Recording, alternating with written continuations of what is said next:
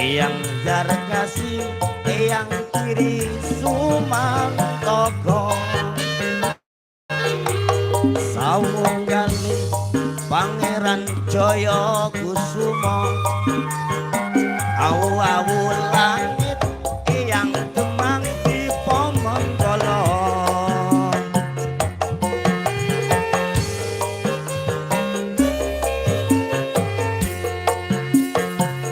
Masjid Lowatu Masjid Santren ing Bagelen Masjid Kauman iku kabeh masjid kuno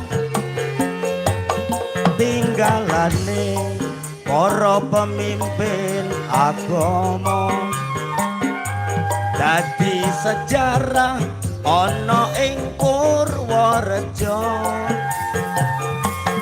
beduke sing paling gedhe sak donya sing asale saka dusun Pandhawa tinggalane Raden Cakranagara Bupati kaping 1 ning Purworejo. Nyuwun ngapunten swantenipun kelas niki seminggu full, Pak.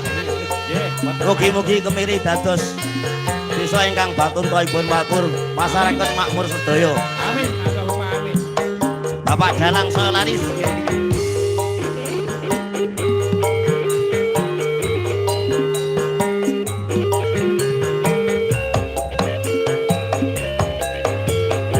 Ayo Pak Dulgiman.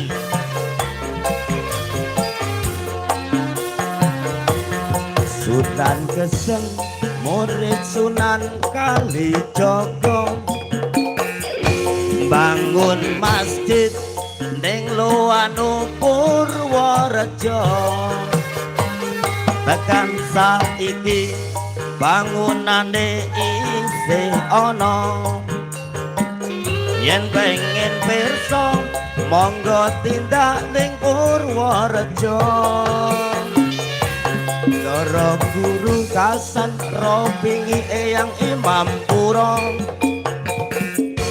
eyang Darkasi eyang kiri Sumantaka sawunggali Pangeran Jaya Kusuma awu-awu langit eyang Demang Dipamanggala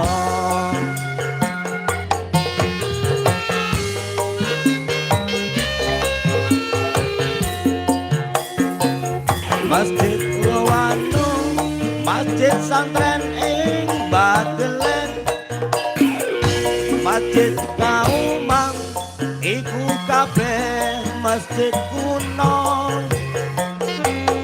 tinggalane para pemimpin agama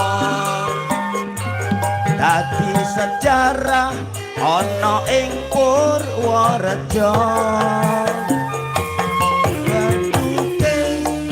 Paling gedhe sak donya sing asale saka dusun Pandhawa tinggalane Raden Cakranagara Bupati kaping 1 ning Purworejo. Matur suwun. Matur nuwun. Menika kepareng jumeneng Mbak. Kok mboten diderekke penyanyi ta? Napa wedi tak disengeni garwane? Lo nganu Pak, abot ngene Pak. Oh, mbok yo nggawa penyanyi siji apa nggo? Walah kula. Pripun? Napa lah pun. Mboten. Ora suwun saged pun tegap. Lalu lamono. Pun netepi jauh niki nggih. Nggih. Wah, monggo Mbak Sangi kula aturaken. Nggih, matur nuwun. Sajake dikawal niki, Pak. Wis dijanji karo garwa aja cerak-cerak sinden. Nggih, matur nuwun. Ya.